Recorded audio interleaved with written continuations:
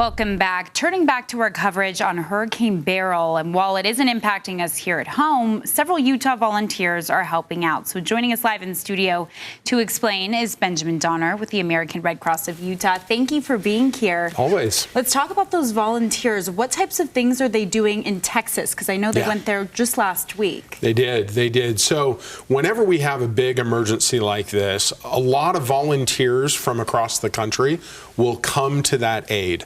And so our volunteers that we've sent from Utah are there as shelter workers, as recovery workers, even those areas to go into certain areas to see what is the disaster level that's hit certain neighborhoods. So there are so many different positions, and they're constantly moving around based on their training prior to going, of course. Okay, and so with the storm obviously moving a bunch of different directions, do they kind of follow that, or how does that work? Oh, it can be very complicated.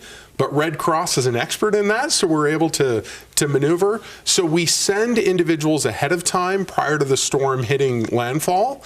And then at that point, depending on where the needs are, they can be moved. They can be shifted to a different shelter, to a different area, just depending on what that need is. We have over 400 that have come to help from across the country. That's incredible. How long would they stay usually, or does it just depend on the disaster?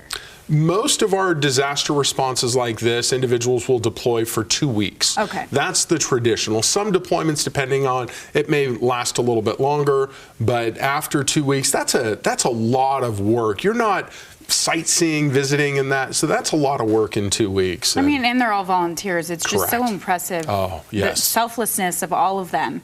I do want to hit on those wildfires real quick, because just on top of Hurricane Beryl, we have all those fires burning in our own state. How are you guys dealing with those? So at the moment, Red Cross isn't needed to provide specific support. We stand ready, though. We're in continual contact with emergency managers on both, just to know that if that need changes to where we need to open up evacuation centers, shelters, our teams, our assets are in place, ready to go in the moment that we're needed. That's right here in our own backyard. Absolutely. You guys are always needed, and you guys always are responding. If someone hopefully is watching this, feels kind of inspired, I know you guys always need volunteers. How do they get that information? Where should they go? The best place, redcross.org/Utah. Then they can go see the opportunities. They can say, join us. We'll have a conversation to see where is the greatest fit. And then we provide all the training and help to get ready. It's really such helpful work. Thank you so much for always coming in here, but especially with what you guys are doing right now. Absolutely. Thank you so much.